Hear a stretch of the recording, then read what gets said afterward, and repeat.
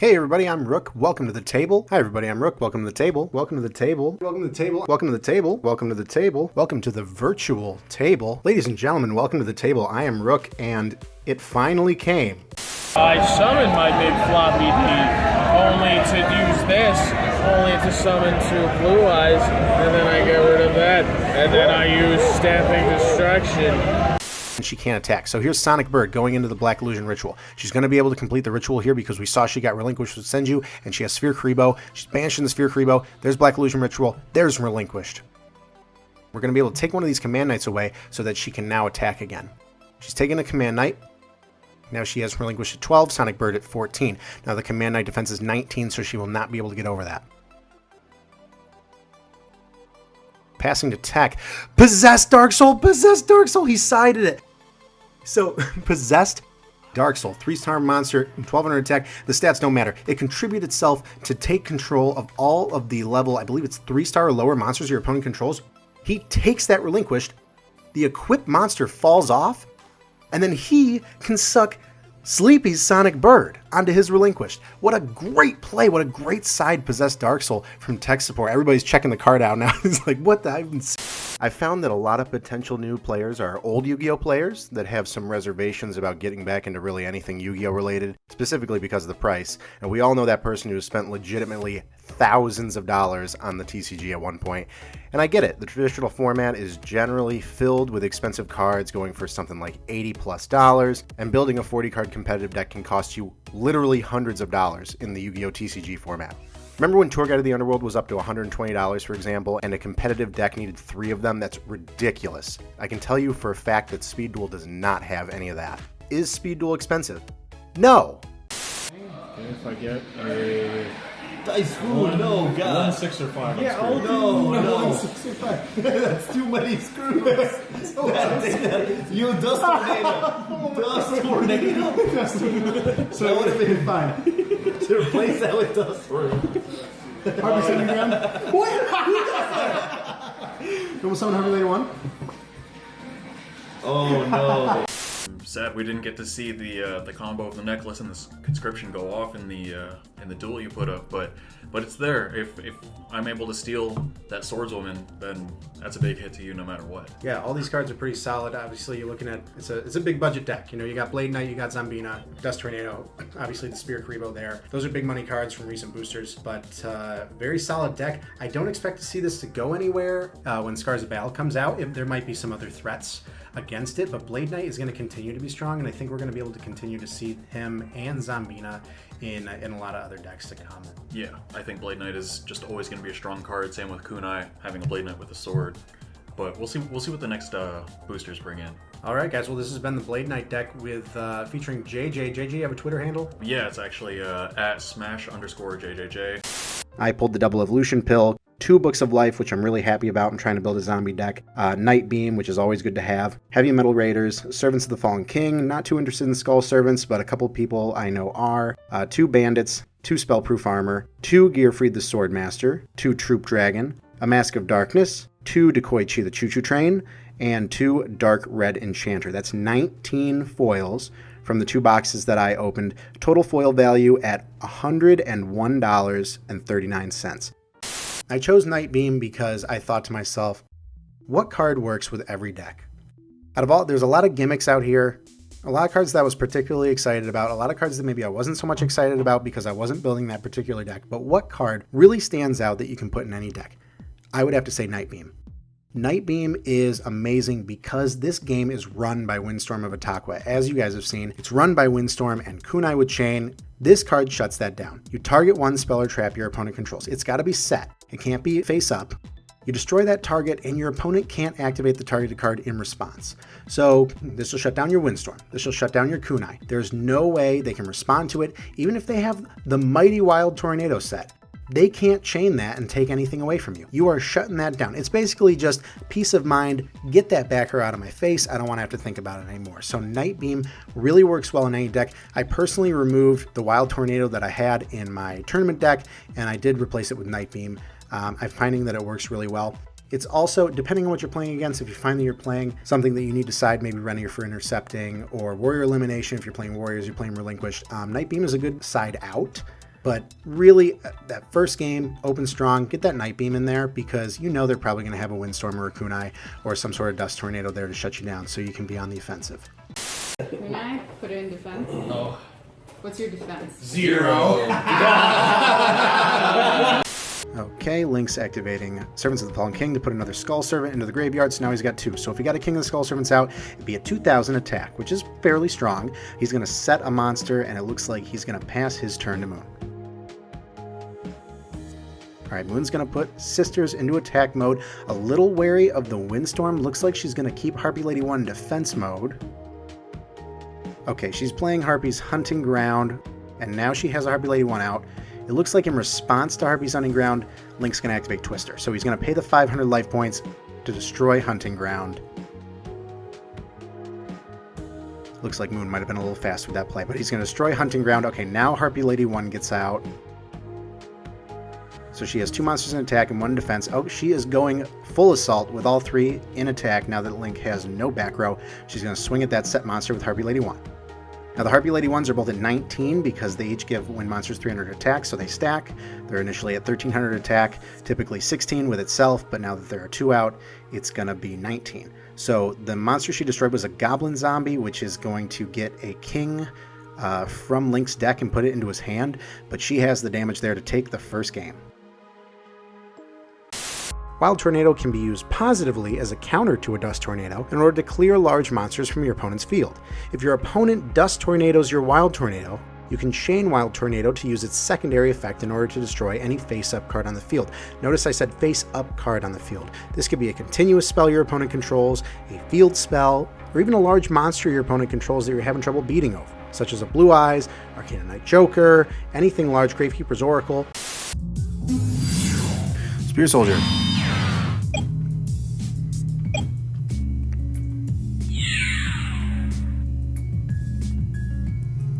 Windstorm. I'll Windstorm that. I'll Windstorm that.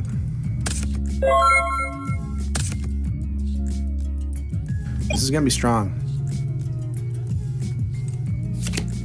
Put that back.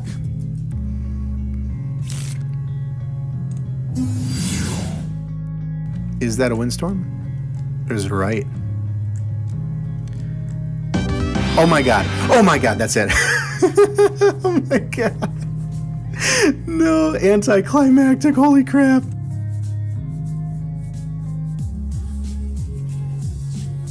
Oh my god.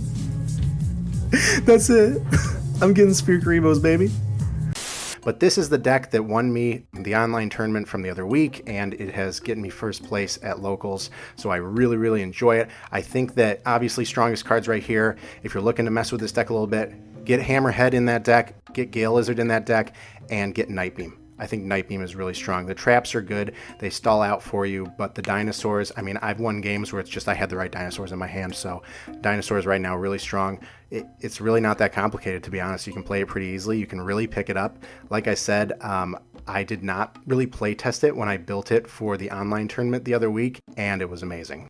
Awesome, so that was it. That was all of the packs from the tournament winnings. I think that I just opened 12. I didn't really keep track. Maybe it was 16? Maybe it was 16. And of course, the 2 Sphere Karibos were a guarantee. So that's 4 foils out of, I think 16 packs, plus the 2 Sphere Karibos. I mean, just to estimate the total value of the foils that are right there on the table, we're looking at something like, I'd say $50 to $55, which is just fantastic. I paid $10 to enter that online tournament, and I did use the Dinosaur Kingdom deck, which I recently profiled, so please check that out as well. But next online tournament and future online tournaments, YugiOhSpeedDuels.com. You can also visit the subreddit r/Yu-Gi-Oh! Speed Duels. This is a really compact deck. I'm pretty solid. I'm finding that it's working pretty well. I will say it's not terribly fun to play, to be completely honest, because it's really just, okay, stall. Oh, Ectoplasmic Fortification's at 12 now. I guess that there's just no way you're coming back from that. It is fun to watch the monsters get big, but there's really a lot of math involved with this deck too, because you got to think about the defense loss, you got to think about double damage taken, but it is pretty solid and consistent, I will say. Alright, well, Night Beam that. Okay, no, wait, this is okay now. With Gillet. So let's say that set monster's Command Knight. If I attack it with Hammerhead, I'll take the 100, but it'll go back to hand, and I get a free 17 off Gillet. Or, I could special Gilla Tribute for Dark. Get real serious right off the bat. That actually might be a better idea. So let's Night Beam. Go.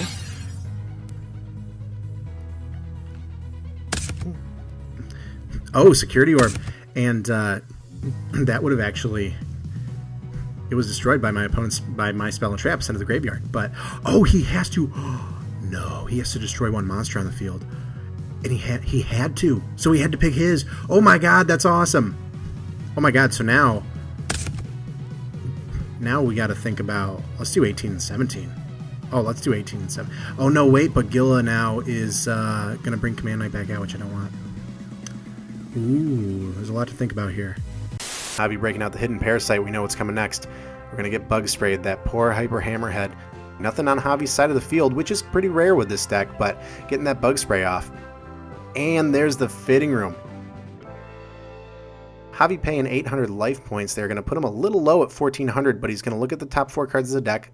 There's 3 monsters, 2 Sonic Ducks, 1 Dragon Zombie. That's what this deck's all about. So Ryu is going to take half life point damage here, because of Hidden Parasite being activated on this turn. Hobby's going to set 1 back row, and he's going to start swinging. Ooh, Ryu's got the Windstorm, the saving grace, and all of them were in attack mode. This should be game, because Gale Lizard will put 1 back in the hand. I'll Tribute for Dark. There's piercing damage. So I think we got this. So we'll flip Gale Lizard. Put this back in the hand. Tribute for Dark. Then this should pierce to death. Before damage calc. Oh no, before damage calc. That was literally the best card for this situation. For those of you that decided to get into Speed Duel, I just want to give you a quick timeline of what we've seen so far this year. I know it's kind of difficult to get into a new card game when you kind of feel like you're jumping right into the middle of it. You're not sure what's happened already. You're not sure what's coming. You're not sure what's good. You're not sure what's bad. I'm here to just give you a quick timeline. Here's what's happened in Speed Duel so far. Relatively easier than most other card games out there right now because it's so new. This is all happening in 2019. Speed Duel, the format in general, was released on January 24th of this year, 2019. Here's what happened. Came with 2 starter decks. We had the Destiny Masters starter deck, which had small kind of decks focused around Yugi, Pegasus, and Ishtar, all different skills related to them. Some deck types we saw here were Spellcasters. Yes, I'm talking about Dark Magician. We also saw Toon World, Relinquished, and Gravekeepers. And we also saw on January 24th, when the Speed Duel format was released of this year, the Duelists of Tomorrow starter deck, which had decks around Kaiba, Joey, and Mai. These deck types we saw were dragon related. We saw the Dragon Caller, Amazoness cards came out, Harpy Ladies, and whatever you call Joey's deck, luck based. We saw Time Wizard, Dice Foon, a lot of monsters. You know how Joey plays. We start off with our skill, which is Hidden Parasite. Have you guys seen this one? I love Hidden Parasite. Hey, I don't know what skill to use in my deck. Guess what? I'm going to use Hidden Parasite. Why? Because of the Bug Spray. Ooh, that Eradicating Aerosol is so amazing. It's a great filler. That or Lucky Day Dice Foon would also work. Really depends on how many monsters your opponent's running, or if your opponent's setting very heavy back row, maybe you want to side in Lucky Day with Dice Foons. But in this particular build, I'm running Hidden Parasite with the Eradicating Aerosol. So Hidden Parasite turns all face-up monsters into insect types for the turn, and then that combos perfectly into Eradicating Aerosol, which destroys all insect monsters on the field. So really great if your opponent has a strong field that you just don't know how to get over. The only downside to the card is you can only activate it twice in a duel, which is still, I think, pretty broken. And you do half attack damage, half life point damage that turn they activated it. So I can't just spray him and then summon my whole field and then one turn kill him. So Hidden Parasite, really great skill for the Enchanting Fitting Room deck. Let's go to monsters.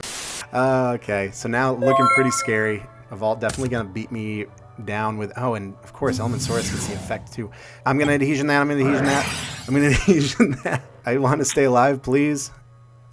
So Elemensaurus at 1823, and Blade Knight would have been at 2000, which would have killed me, but I just adhesioned 23, and then Blade Knight, I believe so, it halves the original attack. So it's at 800 plus 4, so that's 12. Oh, damage step. Damage step. Oh man. Kunais. The kunais that I was so afraid of in the beginning did not show up until the end there. Alright, let's try. What are we siding? So we got warriors. I might try to Warrior Limb and then normal summon Blast Sphere for the win. I'm going to do it. I'm going to Warrior Limb. Let's Warrior Limb, and then let's Blast Sphere normal summon for the win. I am so confident in this that it's not even total confidence. Oh my god, yes. Yes. Oh my god, yes. Normal summon Blast Sphere for the win. Everybody take notes. I don't want to be creative. Just give me something that'll win. Well, here's the deck for you. Gravekeeper's Oracle, I run 2 of these. Some decks run 1, but I find that running 2 is better because there are a lot of options to get it out, and a lot of ways to get it out that this deck focuses on. So I feel like to just have 1 is a missed opportunity. You could definitely try and get 2 out in the same game. And Gravekeeper's Oracle, okay, everybody get ready to flame me if I get this wrong. So the effect is you contribute a Gravekeeper's monster for it, and you contribute up to 3 Gravekeeper's monsters for it. Typically, you're going to tribute just 1. There are 3 different effects that resolve in sequence if you're able to tribute more than 1. Let's say you're just tributing 1 to get Gravekeeper's Oracle out. So when Gravekeeper's Oracle comes out, there are 1 of 3 effects you can activate. And the first one is it can gain attack equal to the levels of the monsters that were tributed for it times 100. So say if I'm tributing Gravekeeper's Ambusher and I decide to use effect 1 on my Oracle, its base attack's 2,000, but it would bump up to 2,400. Also, its defense is 1,500, which is a little weak for a boss monster, but the effects are too good. So second effect, I could use it to destroy all set monsters my opponent controls. This is great if they have a field of flip monsters or blast spheres or who knows what. Maybe you're ready for intercepting something flip face down. That'll wipe those out. Doesn't have to be a flip monster or anything like that. Just any set monster can destroy. That's effect number 2. And then effect number 3, and this is the one that you may find you're using the most, is all of your opponent's face-up monsters are going to lose 2,000 attack, 2,000 defense. A lot of monsters are well below that in terms of attack and defense, so you're essentially putting all their monsters to 0. And this effect is permanent. So even if Gravekeeper's Oracle leaves the field, those monsters, particularly unless they get sent back to the hand or they die and they get res back to the field, they're going to stay at 0/0 essentially until they're removed from the field. So that's why Gravekeeper's Oracle is a great card. Really what you're looking to do is all your deck is just designed around getting the Gravekeepers out, trying to deflect attacks and keep them out long enough so you can get Oracle out. Then Oracle's either going to wipe the set monsters or it's going to essentially make your opponent's monsters worthless, and then you can just slam your Oracle right into one of those monsters and do 2,000 to get started, and before you know it, the match is over. I really don't want Dark to die, but I think I'm going to have to beat over with Dark, see if that's a kunai with both effects. Actually, then it makes sense to put this in defense. Because if it's a windstorm, then we're smart. Let's battle phase battle that Harpy. What is this going to be? 27, 36, 11? He's going to take that. He's going to take that. It's going to go. So that's got to be a windstorm, I think. No, he would have used it if it was a windstorm. All right, I'm going to end draw phase Dust Tornado. I'll Dust Tornado that, yeah. It was a windstorm. Okay, so that was a smart play. Good job, me. Who is this? Can you duel me after, please? I'm busy. I gotta take my dog out after this. How are you gonna get out of this one, sir? Well, you can probably beat over Gillosaurus with something. If he plays Trainee, Gillosaurus will go to the bottom of the deck and he'll get boosted, but he doesn't know that I have the Warrior left. Yeah, Sage. Oh, and he's gonna use Sage's effect to pop Dinosaur Kingdom. That's very smart. Yeah, that's gonna happen. And the kingdom will go away. Sure. So Warrior Limb, and then I need to hope that that back row isn't going to stop me. You know what's going to happen? I'm going to Warrior Limb. And then, what is this? If it's a Windstorm, then I should normal summon Gale Lizard and put Dark to defense. If it's a Kunai, I should set Gale Lizard. Will he run Kunais? Does he run Kunai? I haven't seen a Kunai yet. Let's go for it. I'm going to normal summon Gale Lizard. And I'm going to put Dark in defense. Let's see if that's a Windstorm. For game. Damn it, I was wrong. Damn it, I was wrong. And now I lost the flip effect of Gale Lizard. The 25 card Zombie Highlander deck. I am literally only using this in this tournament that's coming up, but I thought, I had so much fun building it, and it really invoked a lot of thought and made me kind of dig through some old cards in the format. So I really like that, and definitely felt like a good change. So it's nice seeing all these cards out here. I mean, also they're all sleeved differently because I pulled some from a lot of different decks, but it's fun to see the gang all here. So I hope you guys liked this, and you will see me using this in the Highlander tournament hosted by Speed Duel League. So big thanks to him for hosting that. Definitely a good shake up for the Speed Duel format as we wait for the next booster set to come out next month, but I think I'm going to have some fun with this. Nice. I am Rook's #1 fan. Don't at me. Let's try and attack this. Is it the Man-Eater bug? It's the Blastosphere. Oh my god. Is this battle damage? No, it's effect damage, so it's not going to be doubled. Oh man, that's still going to hurt though. 17. I have 2,000 left. Let's end. Zombie is going to die, and Clown Zombie will come back, which is good. He might think that if he's got a monster, they'll just beat over Vampire Lord. I have a Safety Ghost Mask. Oh no, this is getting serious now. This is serious now. Oh, that last 500 is going to kill me. Oh my gosh. So my turn starts. Oh man. Zombie is going to die. It's going to do 17. It's battle damage, right? Yeah, I need battle damage. Okay. And then Zombina's effect gets me Clown Zombie. And then this is a Night Beam. It has to be set. It has to be set.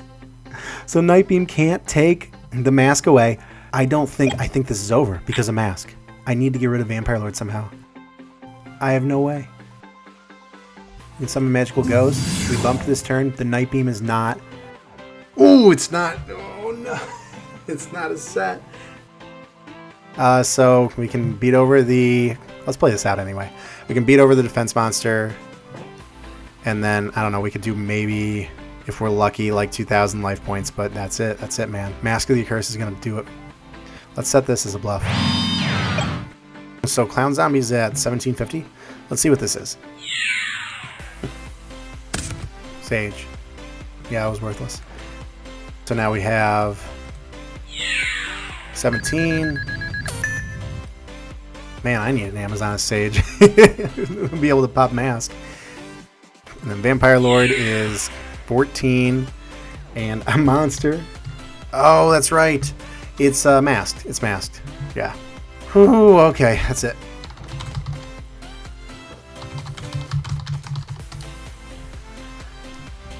Oh my god.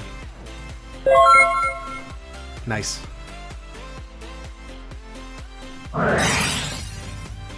And Night Beam can't do it.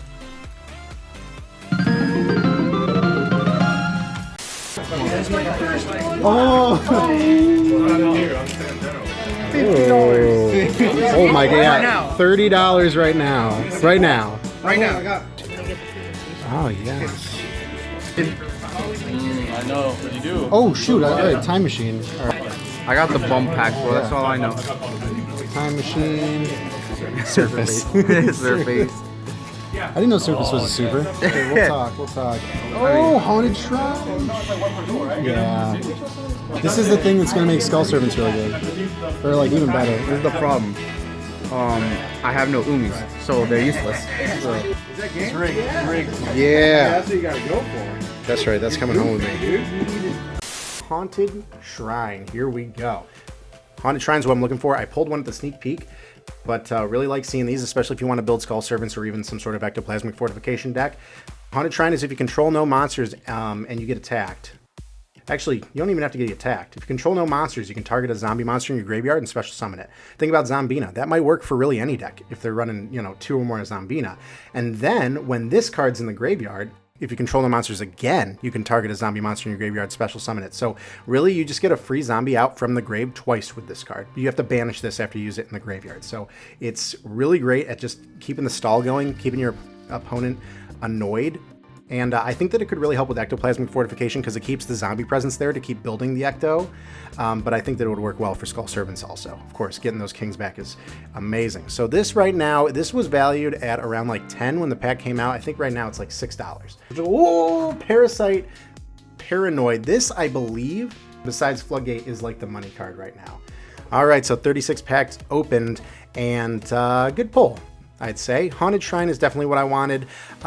Parasite Paranoid, don't think I'm going to build insects still, unless the meta explodes with them. So good trade bait there. Magician of Black Chaos, good trade bait there, which is great because I'm looking for like Don Zalug and a switcheroo. You know, they made a whole starter deck around insects. Not many people knew that because it was bad. It was not meta. There were a lot of good options there. Somebody who really wanted to play insects would still play it. You'd see that one person at locals playing the insect deck, but it just was not viable. Nothing was working for it. It was slow. So insects, even though they had a whole structure deck after them, it died off quickly, wasn't even mentioned in the meta.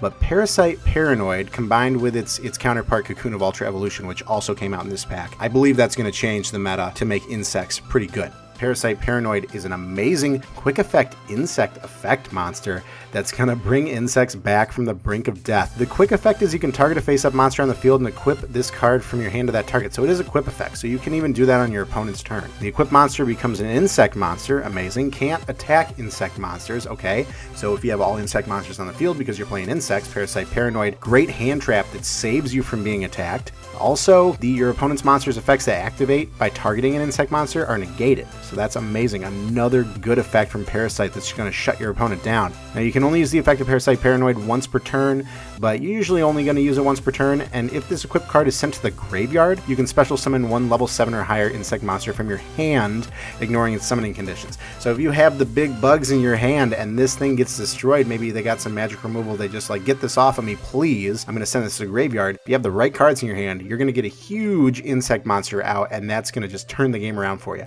Parasite Paranoid, I did mention, pairs well with the Cocoon of Ultra Evolution because you contribute one insect monster from either field equipped with an equipped card with Cocoon of Ultra Evolution. And if you do that, you can special summon an insect monster from your deck, ignoring its summoning conditions. So you think about it. You equip Parasite Paranoid to your opponent's monster, and then, sucks to be you, I'm going to Cocoon of Ultra Evolution and destroy your monster because Parasite's on it. I'm going to be able to summon an insect monster from my deck, special summon one insect monster, so I have the biggest bug there is out there, and I'm going to ignore its summoning conditions. I'm going to get it right out there. There are some other great insects out there with good costs and good effects, so you can really just play around with what you want to summon out, but you can easily just go for the big guys if you want. And you have a couple ways to do it, and Parasite Paranoid opens up that gate for you. By equipping your opponent's monster, you can not only destroy theirs, but special summon the best one you have. And then, of course, Parasite Paranoid, if your opponent's able to get the jump on you and destroy it early, you can special summon a level 7 or higher insect monster from your hand, provided you had it in your hand. So there's a couple good ways to use this, and even if you're bricking a little bit with the big monsters in the hand, the Parasite Paranoid may still be able to save you there. So really viable, very flexible card. I think the insects would want to run 3 of these, definitely, just to get that chance up and get those insects out. Because the insect deck, I think, is definitely moving towards getting the big bugs out with the help of Parasite Paranoid, Cocoon of Ultra Evolution, and just knowing the crap out of your opponent. So Parasite Paranoid, I think the biggest shakeup from the booster pack, bringing insects back into the meta, hopefully. Hasn't really been established yet, but I think that this is a huge option for insects to finally, like I said, who got their own structure deck, but not being used in the meta, to come back and make a huge difference. So Parasite Paranoid, #1 for me.